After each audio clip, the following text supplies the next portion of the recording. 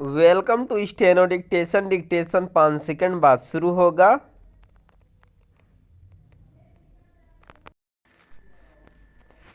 Start. कोई नेता बौखलाहट, घृणा या फिर किसी स्वार्थ के कारण किस हद तक गिर सकता है, इसका ताज़ा उदाहरण है द्रमुक सांसद ए राजा का यह बेहुदा बयान कि भारत कोई देश ही नहीं। उनकी समझ से भारत एक उपमहाद्वीप है जिसमें तमिल, मलयालम आदि अलग भाषा और देश हैं। वह केवल क्षेत्रवाद और अलगाववाद को हवा देने तक ही सीमित नहीं रहे। उन्होंने जय श्री राम का नारा लगाने वालों को धिक्कारते हुए उन्हें मूर्ख करार दिया और साफ शब्दों में कहा कि हम तो राम के शत्रु हैं और भारत को माता के रूप में कभी स्वीकार नहीं करेंगे। यह केवल भड़काऊ बयान ही नहीं, एक ऐसा नफरती भाषण है जिसके लिए उन्हें कटघरे में खड़ा किया जाना चाहिए।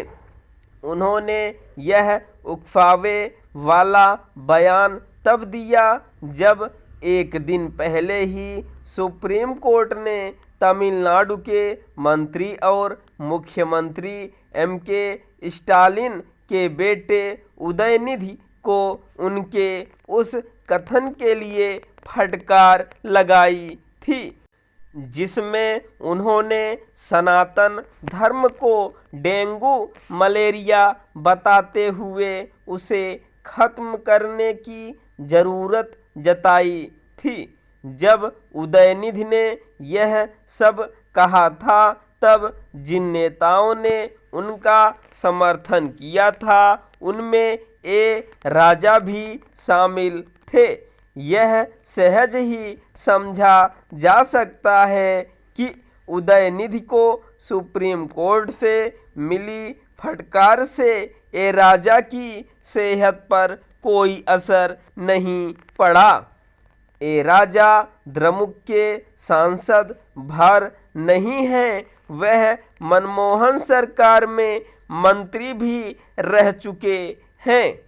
2G घोटाले के लिए वही जिम्मेदार माने जाते हैं जिन घपले घोटालों ने कांग्रेस की लुटिया डुबोने का काम किया, उनमें 2G घोटाला भी था।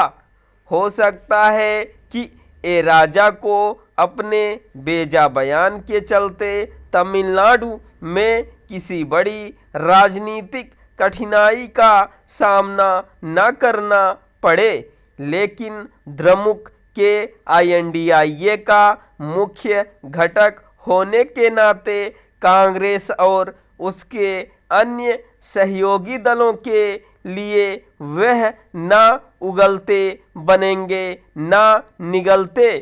कांग्रेस और INDIA के अन्य घटक ए राजा के बयान से असहमति जताकर या फिर उनके कथन को उनका निजी विचार करार देकर अपना पल्ला नहीं झाड़ सकते।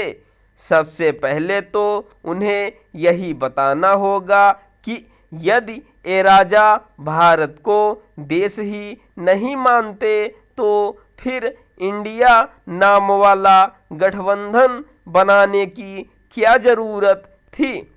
यह पहली बार नहीं है जब तमिलनाडु में राजनीतिक स्वार्थों के चलते हिंदी या फिर राम के नाम पर लोगों की भावनाएं भड़काने का काम किया गया हो।